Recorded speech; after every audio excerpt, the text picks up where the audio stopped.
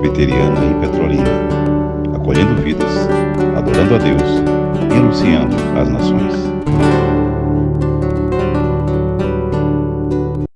Deus é bom o tempo todo. O tempo todo Deus é bom. Não é? Todos temos experimentado da sua bondade.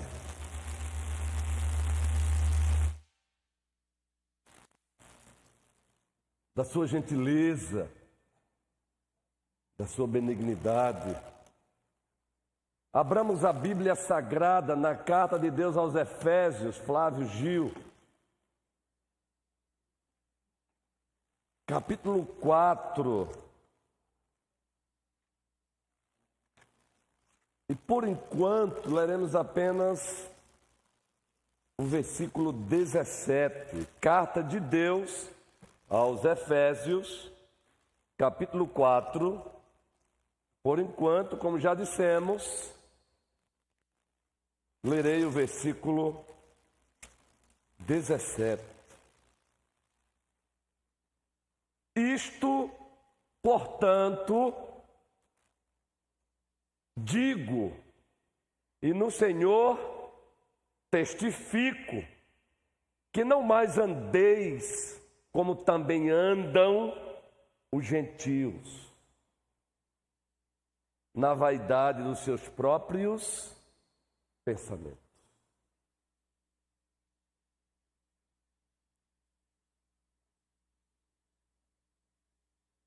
Meus amados irmãos e irmãs em Cristo Jesus e aqueles amados que nos visitam nesta noite, já dissemos aqui em outras ocasiões, em outros momentos, a verdade de que esse segundo bloco da carta, que é composto de 3 capítulos, o 4, o 5 e o 6, nesse segundo bloco nós encontramos 2 palavras-chave. A primeira, andar. A segunda, permanecer. Pois bem, o apóstolo Paulo, do capítulo 4, versículo 17, até o capítulo 5, versículo 21, ele nos convoca, ele nos desafia a andarmos como pessoas diferentes. Andarmos em santidade. Do capítulo 4, versículo 17, até o capítulo 5, versículo 21, ele prossegue fazendo uso desse conceito, desse movimento, andar, andar. Agora, andar como Deus quer. Andar como Deus manda. Andar de acordo com o padrão de Deus. Andar de acordo com a sua vontade. Andar de acordo com os seus preceitos. Andar de acordo com os seus desígnios.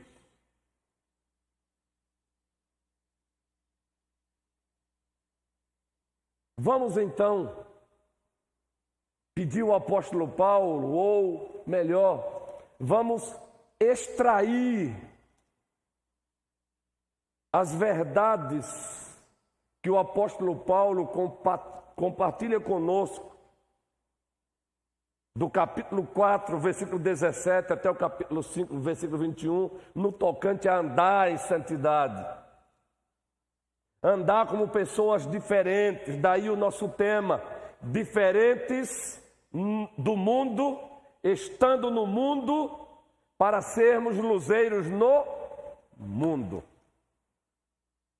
Porque esse tema resume muito bem, Alisson, o capítulo 4, versículo 17, até o capítulo 5, versículo 21. Claro que poderíamos ir além, mas além do que já citamos, deixaremos para um outro momento, porque abordaremos um outro tema diferentes do mundo, não é, reverendo Abraão, homem muito amado? Estando no mundo, para sermos luzeiros no mundo, Thaís. Esse é todo o resumo que nós temos desse trecho extenso, Cabral, da palavra do Senhor. A primeira verdade, ela já nos é apresentada no versículo 17. Vamos recapitular o tema? Diferentes do mundo, estando no mundo, para sermos luzeiros no mundo. Então vamos lá, a primeira verdade. O apóstolo Paulo, no capítulo 4, versículo 17, ele faz uma convocação. Nós temos uma convocação para sermos diferentes. Se não, vejamos novamente o versículo 17. Isto, portanto, digo e no Senhor testifico, que não mais andeis como também andam os gentios. Não mais andeis. É claro e evidente que essa nomenclatura gentios, muito especialmente para aqueles tempos, tinha uma conotação de pessoas que viviam com as costas viradas para Deus. Pessoas que não tinham aliança com o Deus verdadeiro, o Deus de Israel, o Deus de Abraão, o Deus de Isaac, o Deus de Jacó. Pessoas que não conheciam, muito menos reconheciam Jesus como Senhor e Salvador das suas vidas. Poderíamos trocar o termo gentio e contextualizar, chamando essas pessoas de pagãs. Ou usando a própria Escritura em outras cartas, em outras epístolas, em outras missivas, chamando-as de pessoas ímpias. Mas Paulo aqui fez questão de usar a palavra gentio. O texto diz, novamente, isto, portanto, digo e no Senhor testifico que não mais andeis como também andam os gentios. E aqui está no aspecto negativo. Não mais andeis. Voltemos um pouquinho o capítulo 4. E no primeiro versículo ele vai usar também a expressão andar, a ideia de andar no aspecto positivo. Rogo-vos, pois, eu, prisioneiro no Senhor, que andeis de modo digno da vocação a que fostes chamados. No aspecto positivo, elaine. Aí no capítulo 4, 17, no aspecto negativo, não mais andeis como andam os gentios. Uma convocação, Flávia, esposa do presbítero Moisés, uma convocação para sermos pessoas diferentes.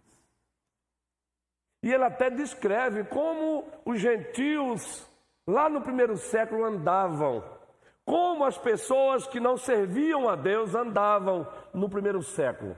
E essa descrição serve também para nós hoje. Vamos então aí. Ele diz logo na última parte do versículo 17, que pessoas que vivem com as costas viradas para Deus, elas são caracterizadas assim, 2 pontinhos. Vaidade dos seus próprios pensamentos. Ou seja, elas pensam a partir delas mesmas, com elas mesmas e para a glória delas mesmas. Fazendo aqui um trocadilho com Romanos 11, 36. As pessoas que andam com Deus, elas fazem coro com o apóstolo Paulo, porque dele, por meio dele e para ele são todas as coisas. A ele a glória eternamente. Amém. As pessoas que caminham sem Deus, que vivem com as costas viradas para Deus, vívia, é assim que elas pensam. a partir delas mesmas, com a força delas mesmas, para a glória delas mesmas. Mas ele prossegue descrevendo-as, usando outras expressões, outras características. Ainda no capítulo 4, versículo 18. Obscurecidos de entendimento. Pessoas espiritualmente cegas. Elas não conseguem enxergar para além do que se vê. Elas não só não conseguem enxergar, mas elas também não conseguem fazer leituras corretas da vida, do mundo. Elas não conseguem interpretar a vida como deve ser interpretada, porque elas estão cegas.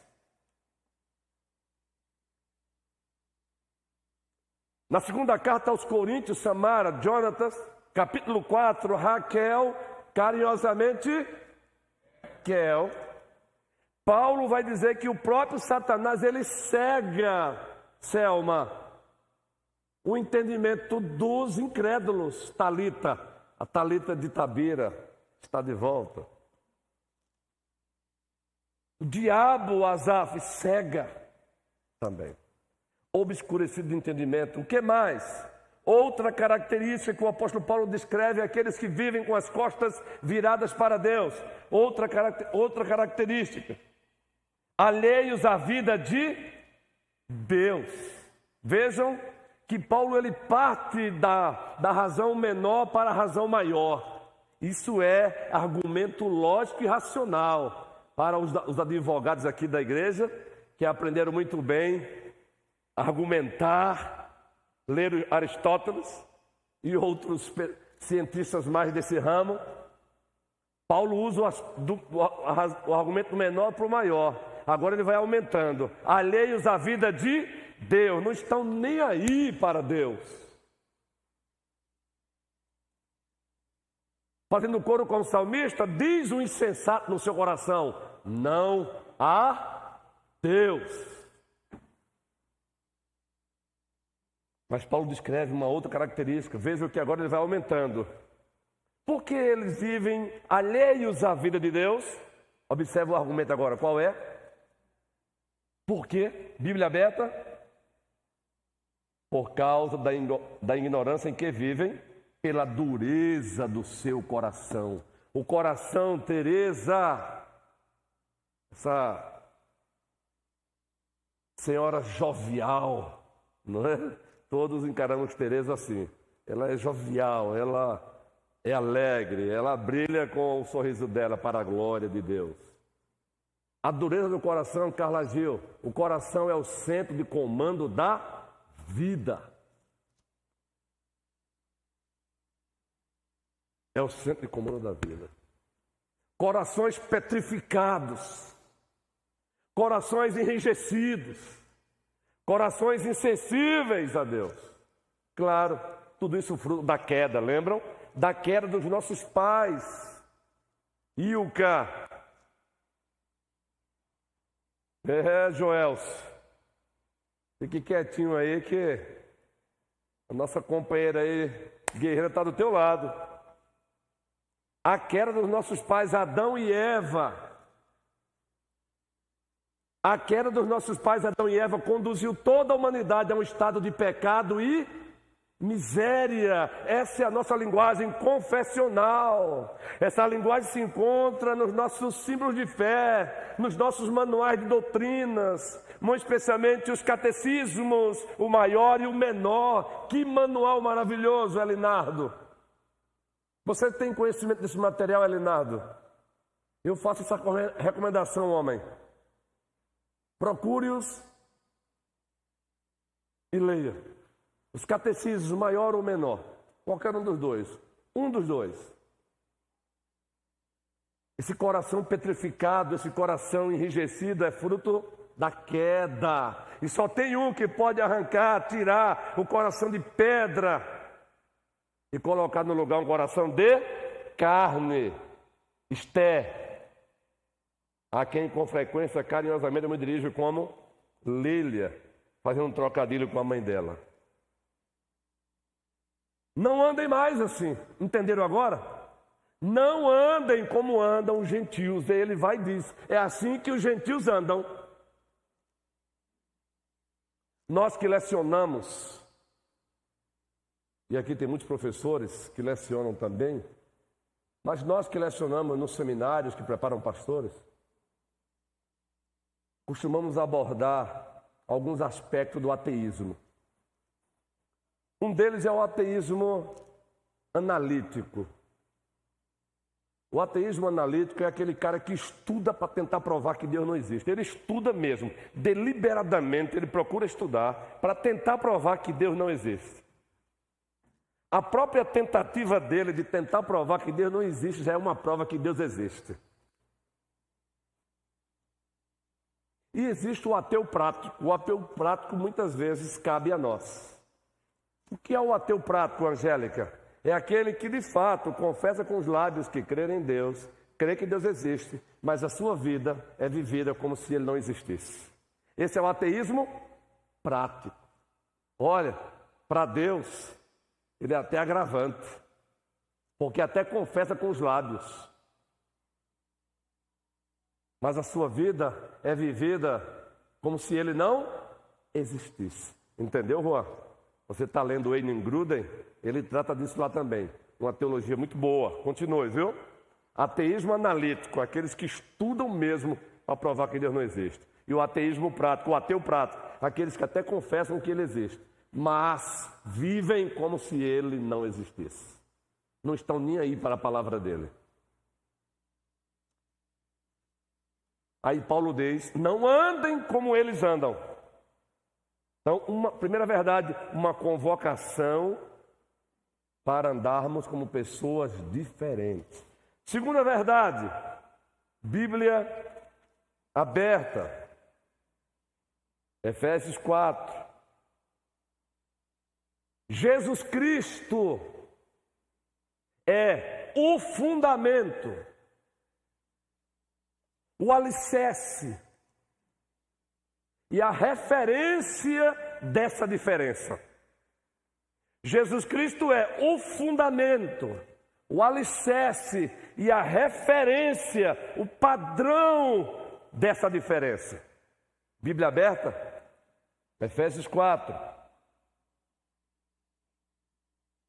versículo 19. Os quais, tendo se tornado insensíveis, outras características, se entregaram à dissolução, para com avidez cometerem toda sorte de impureza. Aí o 20 agora. Mas não foi assim que aprendestes a Cristo ou de Cristo. 21. Se é que de fato tendes ouvido e nele fostes instruídos, segundo é a verdade em Jesus.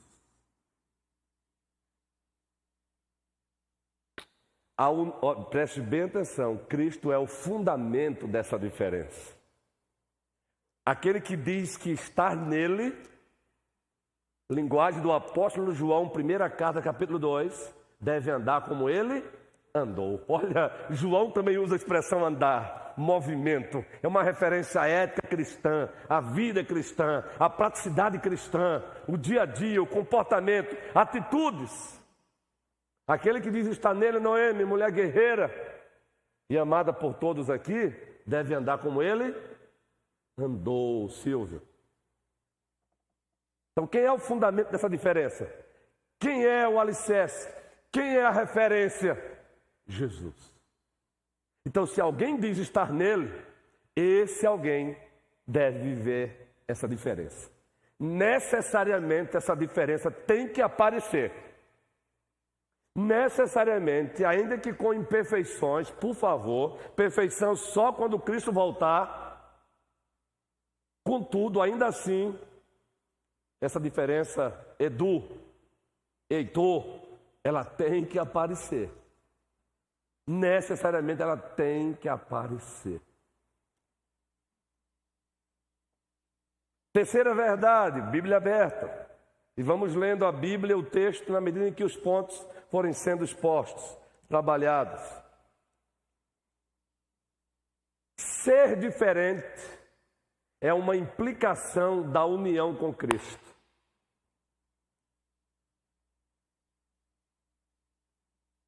Aí Paulo vai nos oferecer uma ilustração contrastual dessa diferença. Vamos lá então? Os versículos 22 até o 24. É como se alguém perguntasse a Paulo, sim, mas como é que é isso mesmo? Observe a linguagem de Paulo agora, capítulo 4, os versículos 24 até o 22 a 24. No sentido de que, o que foi que aprenderam de Cristo? O que foi que aprendemos de Cristo? O que é que nós temos em Cristo, caminhando com Cristo e para a glória de Cristo? No sentido de que, quanto ao trato passado, vos despojeis do velho homem, que se corrompe segundo a concupiscência do engano, e vos renoveis no espírito do vosso entendimento, e vos revistais do novo homem, criado segundo Deus, em justiça e retidão procedentes da verdade. Aí Paulo nos oferece, deixa bem claro, que a nossa união com Cristo traz implicações. E aí ele descreve essas implicações. O despojar-se do velho homem e o revestir-se de um novo homem. Numa outra linguagem, a linguagem que se encontra na carta de Deus aos Coríntios, despojar-se do homem natural, que se encontra espiritualmente morto, e revestir-se do novo homem. O homem espiritual, o homem que foi regenerado pelo Espírito Santo, o homem que de Deus nasceu e para Deus vive. Essa é a terceira verdade. Ser diferente é uma implicação da nossa união com Cristo. E essa implicação, ela nos é apresentada dentro dessa estrutura contrastual. Paulo faz um contraste. O velho homem, o novo homem. E o trato foi feito. Quem está em Cristo sabe que deve fazer isso. Se despir diariamente do velho homem e se revestir diariamente do novo homem. Na segunda carta aos Coríntios, Virgínia, capítulo 5, versículo 17, dentre outras verdades, Suelene, que o Senhor Deus fala, que Paulo fala através de, que Deus fala através de Paulo, Paulo lá diz, olha aí, a sonoplastia é uma benção, hein? Que povo abençoado. Após a pregação, após o culto, vou dar um cheirinho na testa deles. Olha o texto aí, que coisa abençoada, gente. E assim, se alguém está em Cristo, a igreja toda, por favor. As coisas, e eis que se fizeram novas, louvado seja o Senhor. Por isso cantamos no refrão de um cântico, não vamos aqui debater o cântico, mas ele diz, eu nasci de novo, meu coral.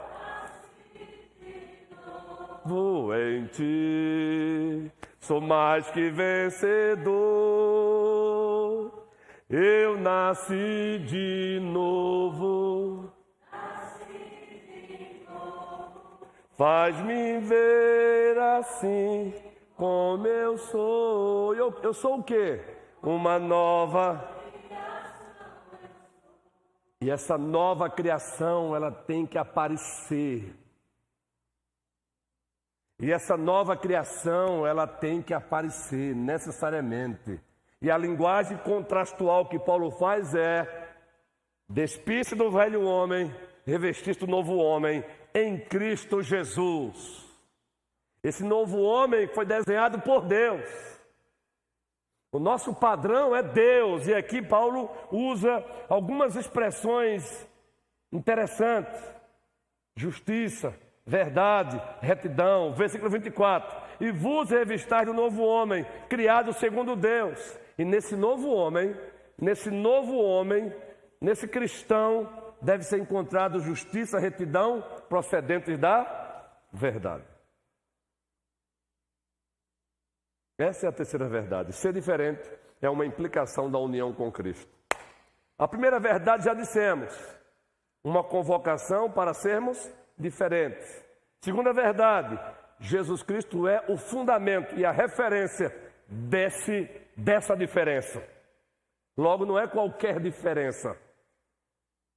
É uma diferença a partir de Cristo, com Cristo e para a glória de Cristo. Terceira verdade, ser diferente é uma implicação da nossa união com Ele. Quarta verdade, Bíblia aberta.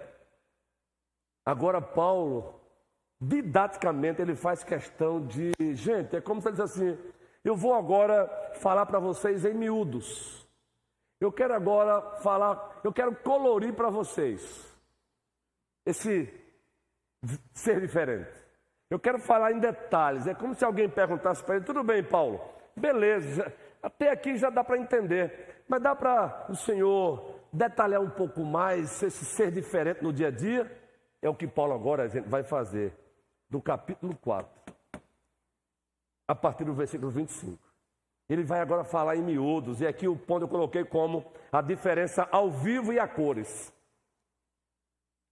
É o quarto ponto. A diferença ao vivo e a cores. Permita-me usar essa expressão. Vamos lá então? 4:25.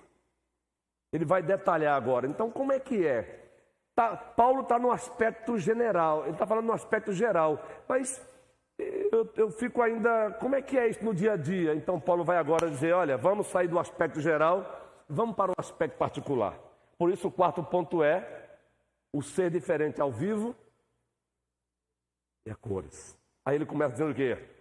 Olha o que ele começa dizendo, gente. Por isso, deixando a mentira, fale cada um a verdade. Com quem? Com seu próximo.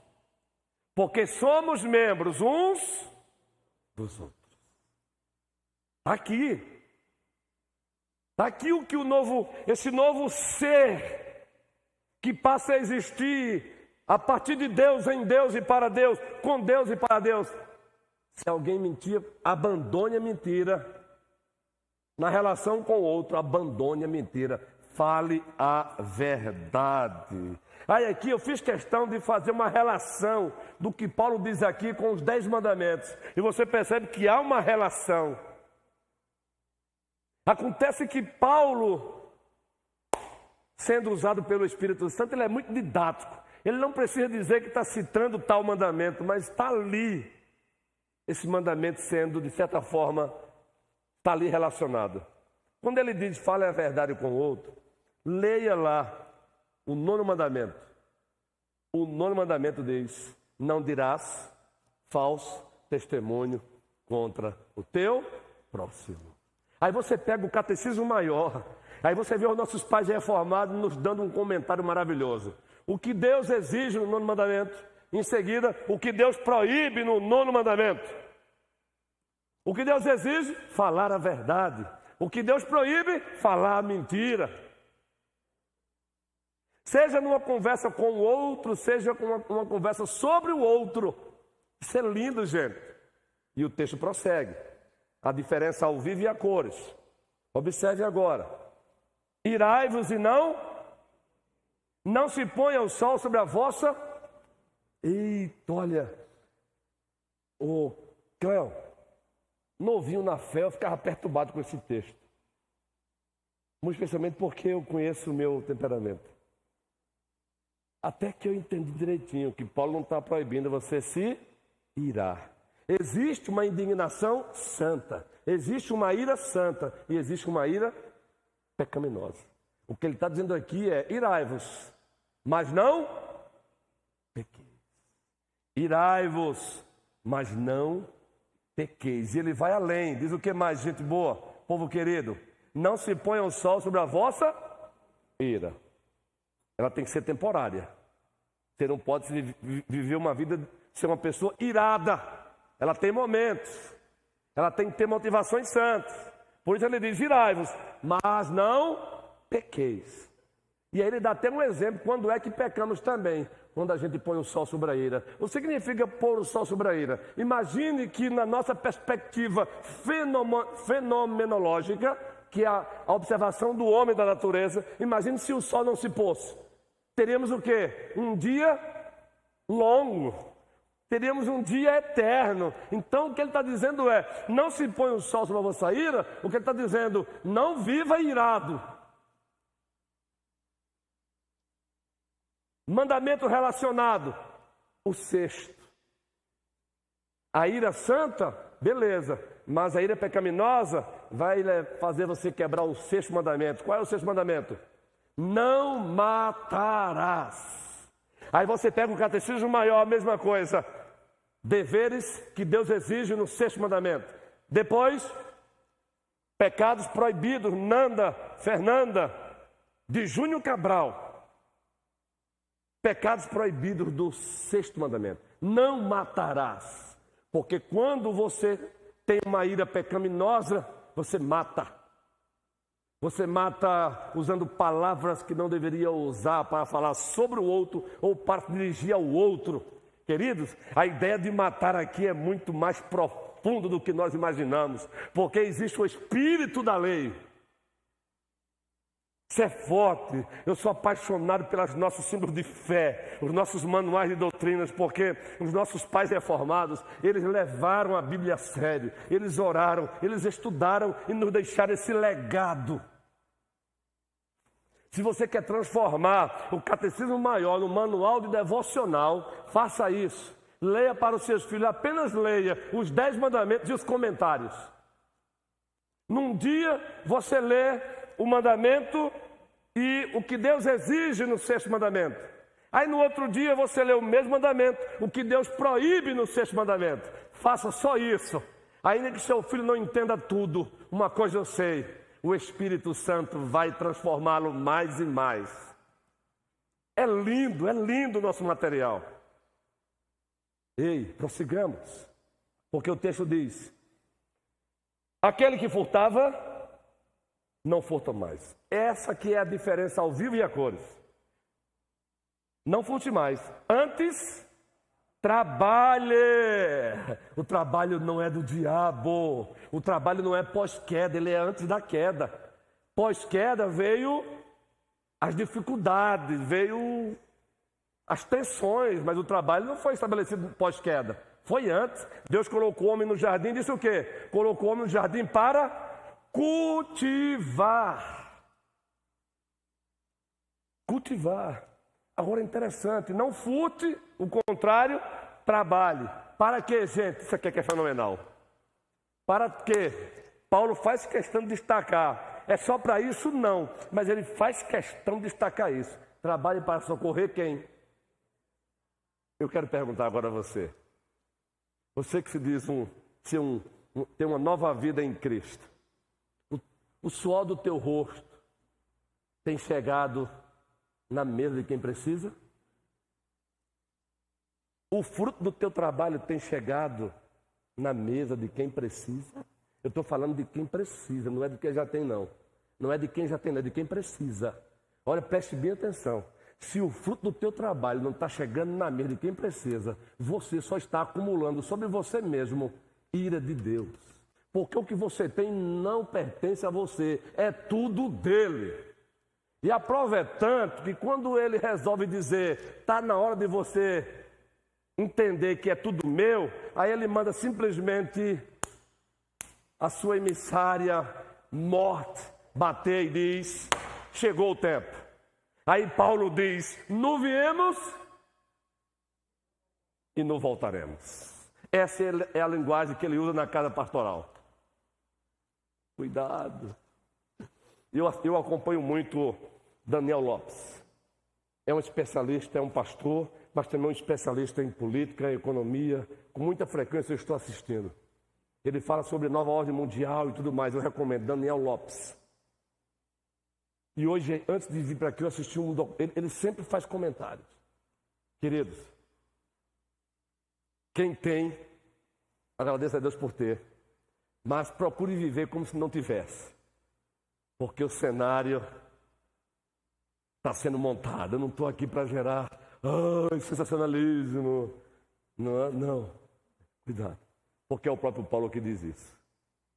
O fruto do teu trabalho está chegando na mesa de quem precisa. Qual a relação desse aqui com o mandamento? Qual a relação do fruto desse trabalho 28. Já se lembraram já do mandamento? Aquele que furtava não furte. Se lembraram? Qual é o mandamento? O 8º. Diz o quê? Não furtarás. Contrário, trabalhe. Agora trabalhe também para ajudar o outro. Eu pergunto, o fruto do teu trabalho tem socorrido o pai de família, que não tem o mesmo que você tem, que tem que separar aquele pacotinho de Vitamílio para uma semana? Eu não estou inventando, não. E você pode usar um por dia se quiser. Não usa porque não é necessário. Eu pergunto se um pacote de Vitamílio tem chegado na mesa de quem precisa e você tem condição de dar 10. Acumule, só acumule, só acumule. Que o fruto do teu trabalho não chegue na mesa de quem precisa, não, que quando você comparecer diante do rei, ele vai bater um papo bem legal com você. Comigo também, viu? E nós temos uma mania de pegar uma fala dessa e aplicar só a quem tem mais. É para todo mundo. Cada um dá de acordo com o que tem, viu? Cada um dá de acordo com o que tem. O teu muito é de acordo com o que você tem. Acumule. 6º mandamento. Está dentro disso daí. 7º mandamento, não furtarás. Mas você sabia, quando você trabalha e o seu trabalho não ajuda o outro, também quebra o 6º mandamento? Não matarás? Se tem alguém precisando de você e você não está ajudando essa pessoa, você sabia que você está matando? Olha aí. Aquela ideiazinha, eu não mato ninguém. Quem disse que você não mata? Quando você deixa alguém passar fome, você está matando. Isso é forte, gente. A diferença ao vivo e a cores. Versículo 29.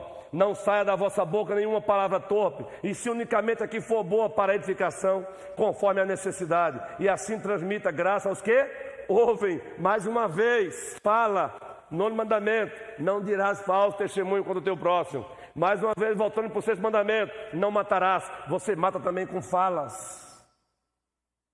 Lembra do sermão do monte? Cristo disse, se você chamar o teu irmão de tolo, está sujeito ao fogo do inferno. A diferença ao vivo e ao cores.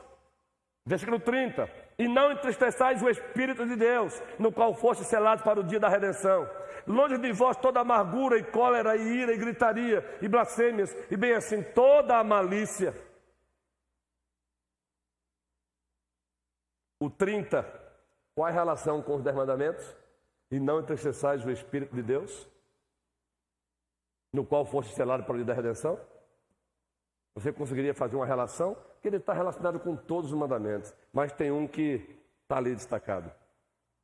O 1º mandamento, até o 4º mandamento. Qual é o primeiro?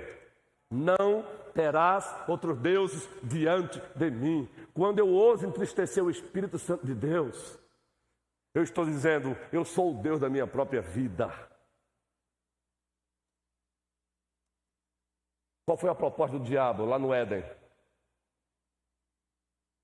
Sabe por que ele não quer que você coma? Porque ele não quer que você seja como ele. Olha, se você comer, você vai ser igualzinho a ele. Entendem? A diferença ao vivo e a cores. Antes, sede uns para com os outros benignos, compassivos, perdoando-vos uns aos outros, como também Deus em Cristo vos perdoa. Sede, pois, imitadores de Deus como filhos amados, e andai em amor, como também Cristo nos amou, e se entregou a si mesmo por nós, como oferta e sacrifício a Deus em aroma suave.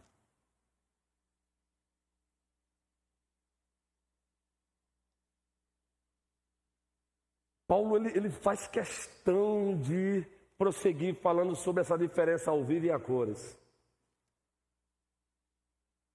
Porque ele faz questão de voltar novamente no versículo 3 mas a impudicícia e toda sorte de impureza ou cobiça nem sequer se nomeia entre vós como convém a santos.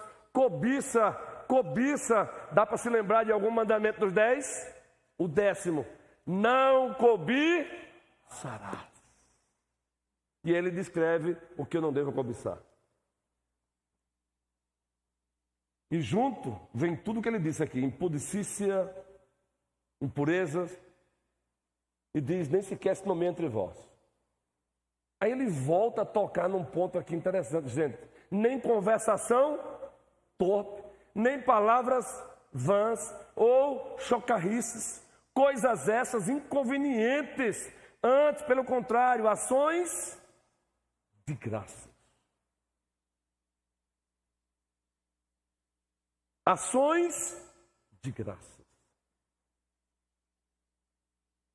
Isso faz lembrar Tiago, capítulo 3, quando ele fala da língua. Que capítulo de Tiago, gente. Tiago é o livro de Provérbios do Novo Testamento. Tiago é a ortopraxia do cristianismo histórico.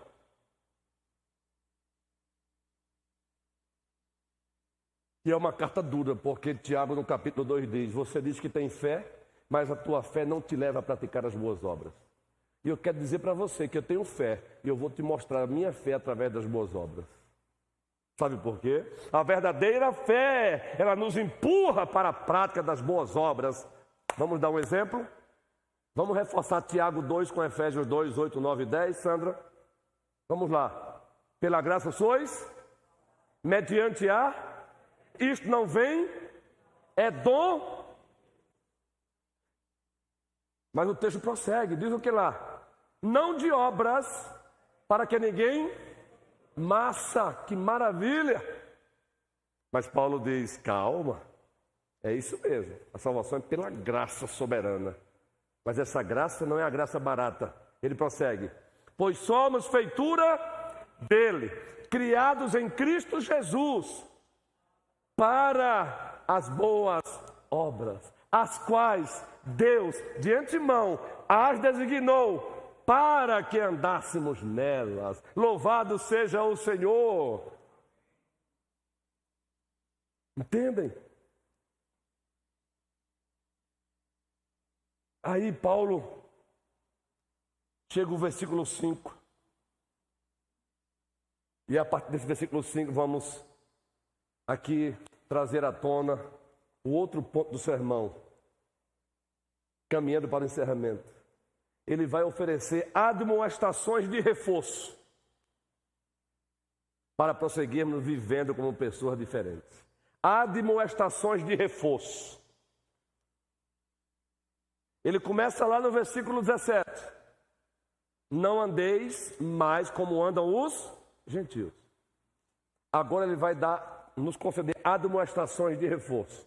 O aluno não precisa de aula de reforço, não é? Você percebe Paulo fazendo isso, gente.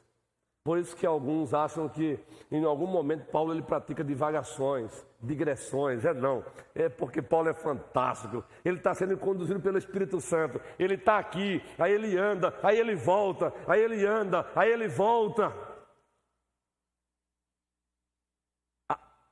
Admoestações de reforço para prosseguirmos vivendo essa diferença. A partir do versículo 5. Sabei, pois isto, é como se ele dissesse, se alguém ousa não viver essa diferença, então atende para isso. Sabei, pois isto, nenhum incontinente, ou impuro, ou avarento que é idólatra, tem herança no reino de Cristo e de Deus. Se alguém ousa dizer, estou nem aí para essa diferença, aí Paulo diz, então vamos lá. Sabei, pois isto, nenhum incontinente, ou impuro, ou avarento, que é idólatra, tem herança no reino de Cristo de Deus. Ninguém vos engane com palavras vãs, porque por essas coisas vem a ira de Deus sobre os filhos da desobediência. Ele prossegue dando admoestações de reforço. Portanto, não sejais participantes com eles, pois outrora éreis trevas, porém agora sois luz no Senhor, andai como filhos da luz. Porque o fruto da luz consiste em toda bondade e justiça e verdade, provando sempre o que é agradável ao Senhor, e não sejais cúmplices nas obras infrutíferas das trevas. Antes, porém, reprovai-as, porque o que eles fazem oculto, o só referir é vergonha. Mas todas as coisas, quando reprovadas pela luz, se tornam manifestas, porque tudo que se manifesta é luz. Pelo que diz, desperta, ó tu que dormes, levanta-te dentre os mortos, e Cristo te iluminará. Aí ele vai agora novamente, portanto, gente, Paulo está sendo insistente aqui. Portanto, vede prudentemente como andais, lembra aí? Andais, não como nécios, e sim como sábios, remindo o tempo, porque os dias são maus. Por esta razão, não vos torneis insensatos, mas procurai compreender qual a vontade do Senhor. E ele continua dando admoestações de reforço. E não vos embriagueis com vinho, no qual há dissolução, mas enchei-vos do Espírito. E o se embriagar com vinho, para a época era o vinho, mas Paulo aqui não está dizendo que você não se embriaga apenas com vinho. Você pode se embriagar com outras coisas legítimas. Todo embriagamento é pecado contra Deus. Até as coisas legítimas. Você pode se embriagar com o tempo que você passa usando o seu smartphone apenas vendo vídeo de TikTok. Você pode se embriagar com isso, de repente não ter tempo para orar. Não ter tempo para ler a Bíblia. Não vos embriagueis com o TikTok, aplicação estendida. Não vos embriagueis com o seu smartphone. É claro e evidente, não vamos agora sair julgando todo mundo por aí. Smartphone hoje também é ferramenta de trabalho. Não vos embriagueis com o seu time. Continue torcendo, por favor. Nada de legalismo. Mas se o teu time for jogar no domingo às 18 horas, é final do campeonato, e você tem um compromisso com o teu Criador às 18 horas, a quem você vai dar preferência? É um desafio grande. E eu não estou aqui sendo simplista não, viu? É um desafio.